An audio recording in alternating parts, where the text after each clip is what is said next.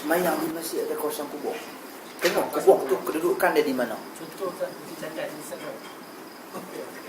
Tak apalah, bagi abang kata masjid tu dalam tu ada kubur. Kubur duduk kat mana?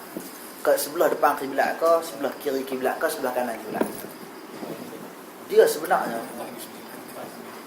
sebenarnya masjid tak boleh dibina di atas tanah perkuburan, dan kubur tak boleh dibawa masuk dalam masjid. Itu adalah asal. Ini pesanan Nabi sebelum Nabi wafat. Nabi tengah sakit, Nabi dah fikir benda ni. Apa kata Nabi? La'anallahu al-yahud wan nasara ittakhadhu qubur anbiya'ihim masajida. Allah laknat orang Yahudi dan orang Nasrani yang mengambil, yang menjadikan kubur-kubur Nabi mereka sebagai masjid. Nabi tak habaq duk arah kiblat ke, tepi kiblat ke, belakang kiblat ke, kanan kiblat ke. Yang penting menjadikan masjid itu atas kubur ataupun kubur dalam masjid. Elakkan daripada bersolat di masjid-masjid yang di dalamnya ada kubur. Di dalam masjid. Dalam masjid, bukan di dalam kawasan. Kawasan cerita lain. Kawasan ada perbincangan. Masjid negara.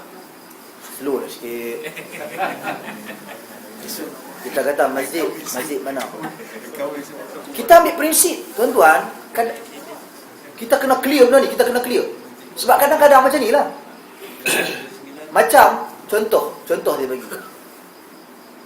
Kita nak cakap macam masjid-masjid tertentu. Sagi orang faham masjid tu, dia pergi tengok masjid ni, ustaz, mayang kat masjid ni macam apa tak? Kita pun jawab pasal masjid ni. Pula dia pergi mayang kat masjid lain pula, dia jumpa kubur dekat lain pula. Ustaz macam mana pula ustaz? Tuan-tuan, dalam agama ni asal kita kena ambil prinsip. Prinsip asal tu kita faham. Bila kita faham prinsip, kita takkan keliru. Dalam apa juga ulasan dan penjelasan, kembali kepada dasar dia dulu. Asal dia Nabi tak bagi semayang di dalam masjid yang mana terdapat kubur. Jelas.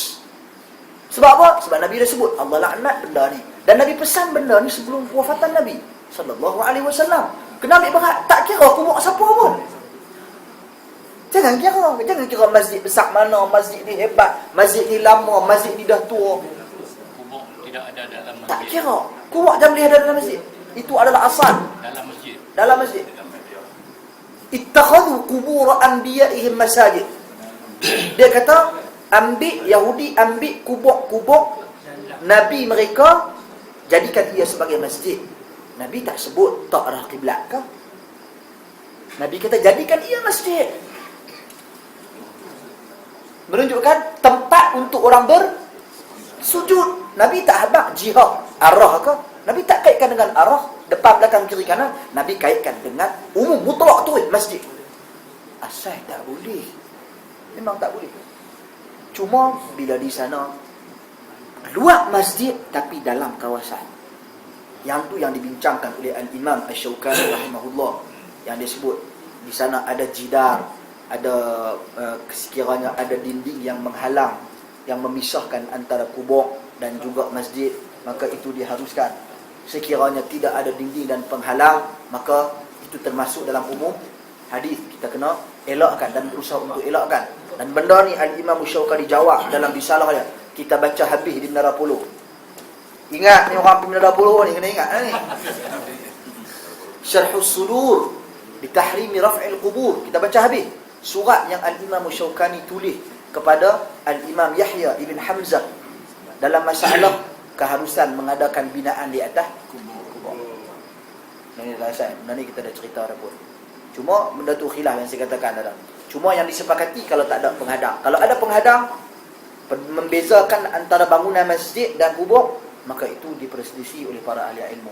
Ada di kalangan ahli ilmu yang mengharuskan, ada di kalangan mereka tetap bertegas. Tetapi dalam langkah berihtiyat, berhati-hati. Ihtiyat ni merupakan salah satu pecahan daripada kaedah darul mafasid. Untuk kita menjauhi perkara-perkara yang tak elok ni, kerosakan ni, di sana ada konsep ihtiyat, konsep berhati-hati. Contoh antara sunat dengan wajib, kita pergi buat yang wajib lah, walaupun kita tak kata wajib. Antara haram dengan makruh, antara haram dengan makruh, kita makruh pun kita tinggalkan, dibimbangi takut-takut benda tu jadi haram. Ini dia panggil konsep al-ihtiyat, berhati-hati. Wallahu a'lam. Jadi mana-mana masjid kita kena elak. Jadi saya rasa cukup setakat itu tuan-tuan sekalian, saya terpaksa.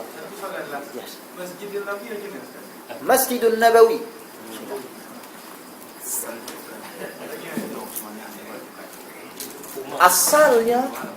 Asalnya makam Nabi itu apa? Nak tanya dulu, makam Nabi itu apa? Rumah Nabi. Rumah Aisyah radhiyallahu anha. Bukti dia pertama. Kata Nabi SAW, "Ma baina baiti wa baina minbari rawdatun min riyadil jannah." Apa di antara rumahku dan juga mimbarku adalah taman daripada taman-taman syurga. Nampak? Itu satu. Bukti Nabi membezakan antara rumah Nabi dan juga masjid. Lagi bukti Nabi membezakan antara rumah Nabi dan masjid apabila Aisyah radhiyallahu anha faham yang Aisyah hulur tangan keluar daripada rumah. Aisyah tak mau masuk masjid. Yang Nabi tegur oleh Nabi kata, "Inna haidataki laysat biyadiki." Haid hang bukan dekat tangan. Maka Aisyah pun hulur tangan, sikat rambut Nabi. Menunjukkan di situ Nabi sendiri dan Aisyah memisahkan antara rumah dan masjid. Kemudian Nabi SAW ketiga bersolat sunat di mana? Dalam rumah. Dalam rumah Nabi SAW bersolat. Di situ jelas menunjukkan Nabi membezakan antara rumah dan masjid. Kemudian Nabi SAW dikebumikan di mana? Berdalilkan hadis setiap Nabi dikebumikan di tempat mana dia mati? Dia mati di rumah Aisyah radhiyallahu anha, di bilik dia. Maka menunjukkan perbezaan antara rumah dan masjid. Asal makam Nabi bukan dalam